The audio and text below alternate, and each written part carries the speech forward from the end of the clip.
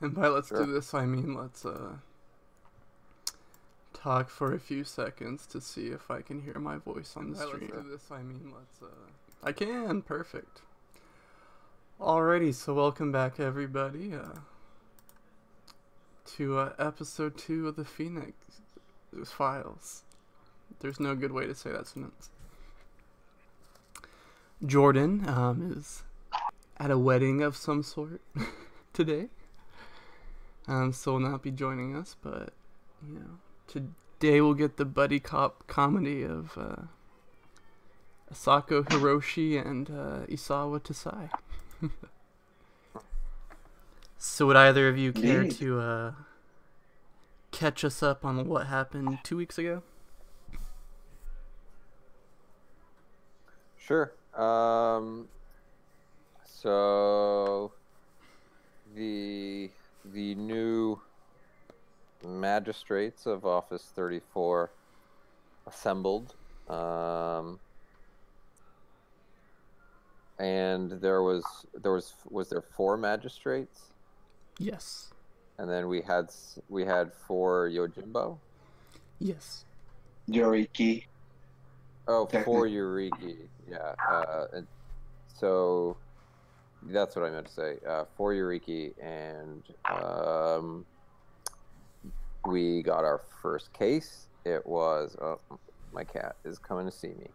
We got our first case. It was it started off as cattle mutilations, which then it became evident that it was more than that when we arrived, and it was like some sort of it was. Can you guys still hear me? Yep. Sure can. Can you hear me? Yeah. Oh, okay. I didn't know if my cat was like sitting on my microphone. At first, it appeared to be cattle mutilations. When we got there, it was more that there were actually peasant women who were dying, and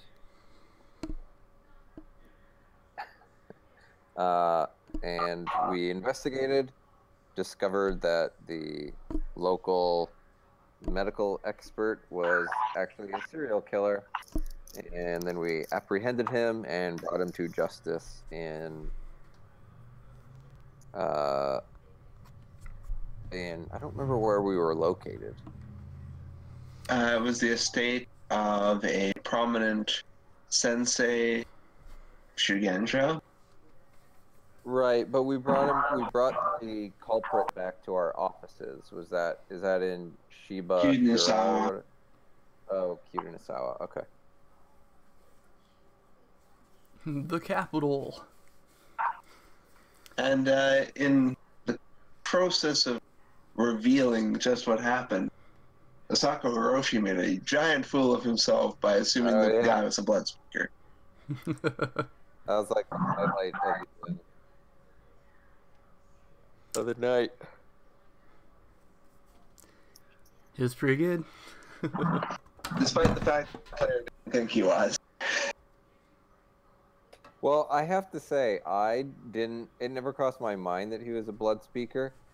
But then when you were doing it at the end, I was like, oh yeah, I bet you he's a blood speaker. I was pretty sure he wasn't, but everything that my character saw in the void would have led my character to it. So I made a fool of myself.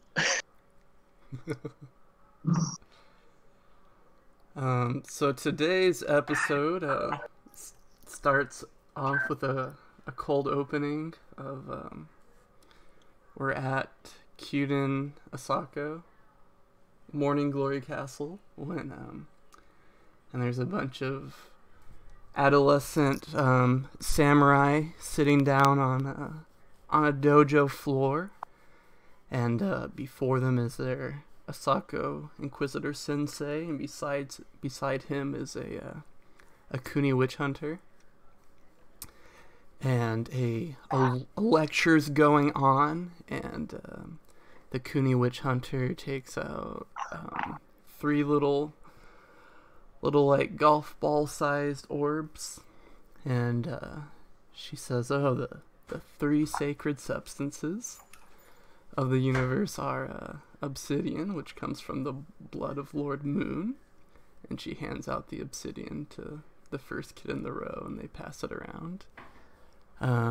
Crystal, which is the tears of Lady Moon, and she hands that to the first kid, and they pass it along the row. And she says, and finally, of course, is the substance which my family holds most sacred, jade, which is the tears of Lady Moon when they coalesce with the blood of her Lady Sun, when they coalesce with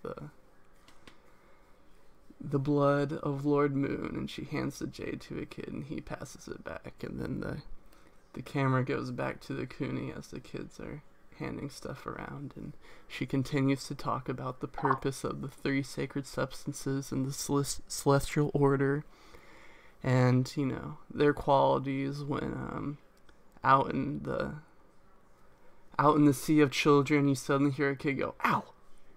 And then everybody gets really... Hold on a sec. I'm trying to remember. That doesn't sound quite right. What I seem to remember is crystal, or the tears that solidified in the air. Jade was what solidified on the ground, and the mixture of the two, the blood and the tears, was what created humans. Oh, could be. Well, you know, who knows what they think in the year 400. True. That would make more sense. I was always like, how's there more jade than crystal when it has to touch blood? That don't make no sense. So, let me look here. Crystal. But moving away from that, yeah. Sorry for the correction. It's just that I just was trying to see if I was remembering. Yeah, I feel you. But one kid cries out in pain, and the entire class gets really quiet, and the camera cuts to the Cooney's witch. The witch hunter's face, and then the Phoeni-X Files music starts playing. The government denies knowledge, and we're back at Kunigasawa in HQ in the titular Office 34, where our heroes are out doing their thing. Unfortunately, Isawa Shojinko, that's a name. He was more affected. He was more affected by you guys than you guys by the malaria or whatever you suffered from last week. So he's still bedridden and will not be joining you on this one. So would one of you care to just really quickly read out what case you guys are taking on today? Sure. I have We agreed on 2, was it? Yep. I have it open right now. Case number 2, Office 34, appointed by Assistant Chief Magistrate Asako Jun. Danger low. Chance of escalation high. Whilst on a teaching trip to the Dojo of Light Flame, the Honorable Kuni... I'm so sorry. Miyayumi Moshi. What he said, Miyayumi Moshi, allegedly discovered 6 tainted children in a junior class for the Asako Inquisitors. When she demanded to check every child in the dojo for the taint, she was denied, at which point she became upset, and all parties agreed it was best that she should remain in custody at Kyuden Asako until a third party can sort out the matter. And that third party is you. Usually the Asako Inquisitors take care of, any taint-related questions, but since they're the ones in trouble this time, that doesn't seem like a wise choice. And as I look at this map, I realize that Kyuden's only spelled with 1 U. I'm pretty sure I've just exclusively spelled it with 2 my entire life, so... So that's unfortunate. So before us, we have our two like pre-gaming information rolls to start out with. It's one for lore heraldry to find out if we know anything about Miyayumi Moshi, and And now we have the unfortunate fact that the person who knows everything is not here. that's true. Yeah, However, this is Kunigasawa, which is home of 3 separate libraries. So for now on, whenever we make lore rolls within these hallowed halls, you guys get a 1k1 bonus. Oh, nice. Okay. I do not have any of those rolls. I do not either. I will void point to emulate having a skill point in lore heraldry and make an attempt. And I will void. No, wait, I was using the void point to pretend I have a skill. So I can't void point. I could do 2 though. Oh. Hey. Then maybe I'll Of course, take the crappier of the 2 TNs Yeah. and do history. Alright, so it is So you'll be using all your void points for the day doing research. yeah. Okay, so what's the unskill? Oh no, so I'd be using a void point to make it skilled. Yeah, void point to treat like you have 1 level of skill. Right. Okay, so that's +1 roll, +1 keep. So it's gonna be +2 to each. I'm just gonna roll it as though it were one of my other skills. Okay. And that's the trained. So hopefully this will. Oh.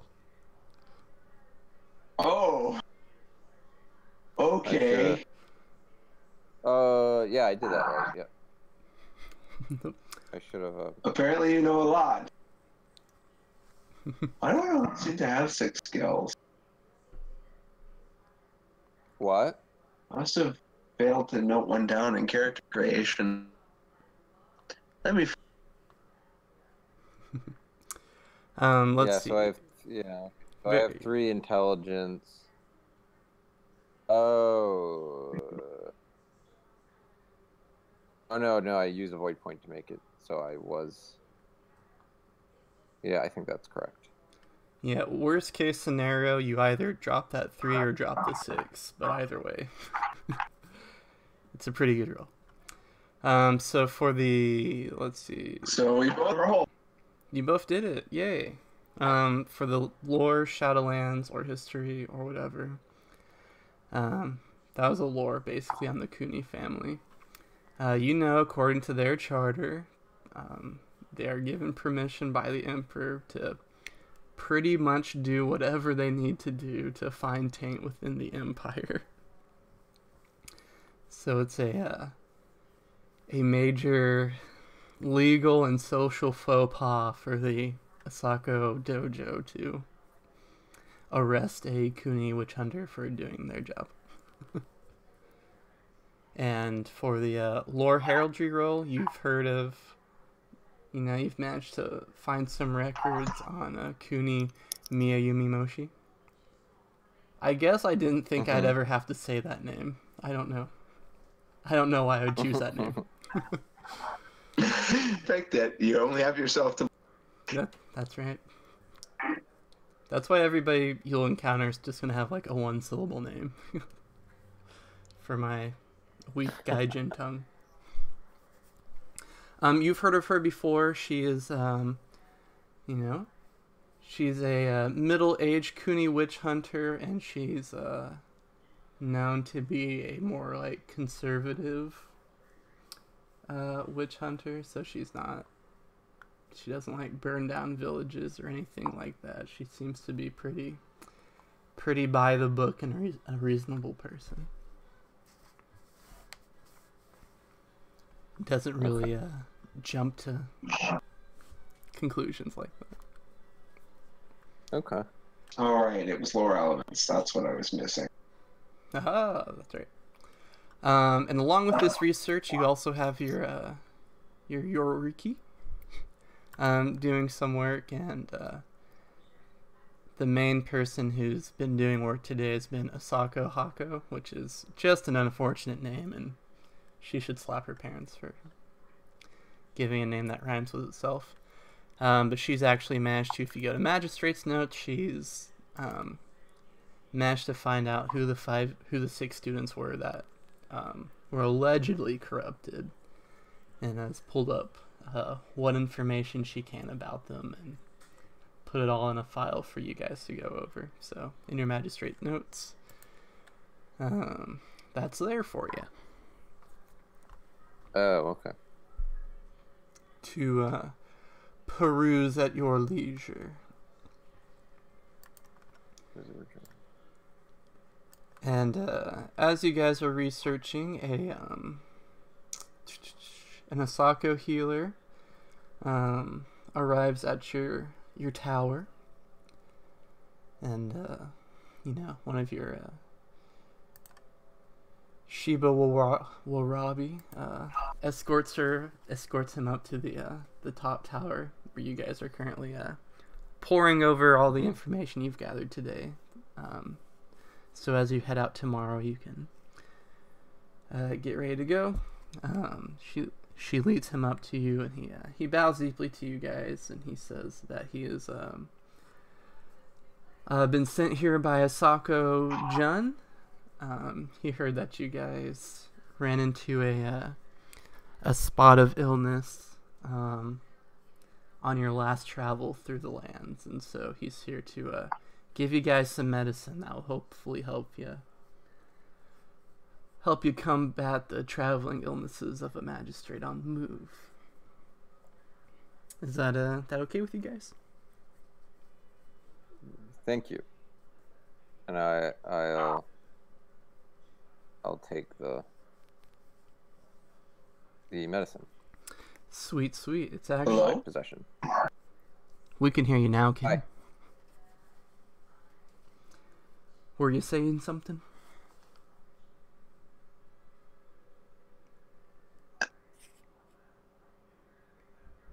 I kept having the audio cut out as he was speaking.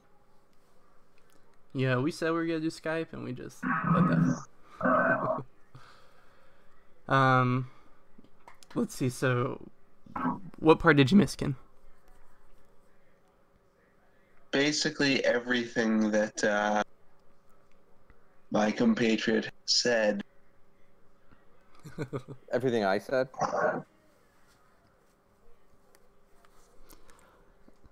He. All I said was like, thank you, and I bowed. And I took well, I might not have bowed. I just said thank you, and I took the medicine into my possession. It's actually it's a quick procedure that he'll do on you. Oh. It's the medicine in question. What type of procedure?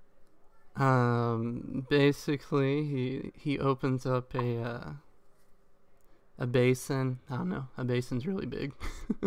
He opens up a container of some sort that has a blue lotus on it, and he unscrews it, and there's a cream inside, basically, and he takes out a knife, and he's like, basically the idea is that we're gonna give you a small cut on your shoulder, and we're going to rub the salve in the wound, and that will help you build up an immunity to illnesses. And if you want to roll some sort of like holistics check or lore medicine or something like that, you can gain some extra insight on what he's telling you.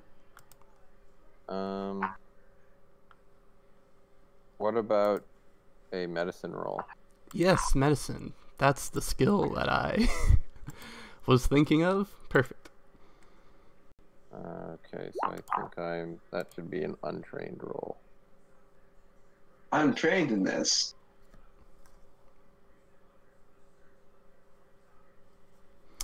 You've never heard of anybody doing this ever, and it sounds weird. How strange. Yeah. But are you guys willing to go through with it?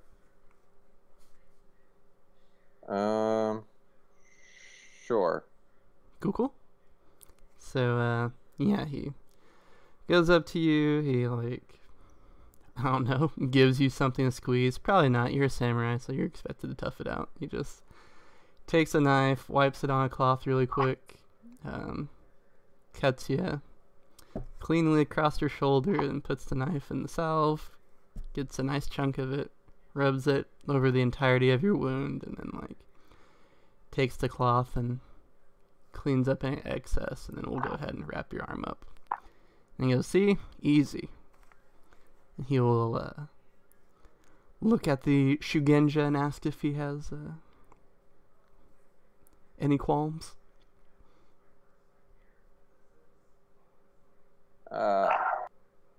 The audio just cut out for me again. So the medic asks if you would like to also get it done.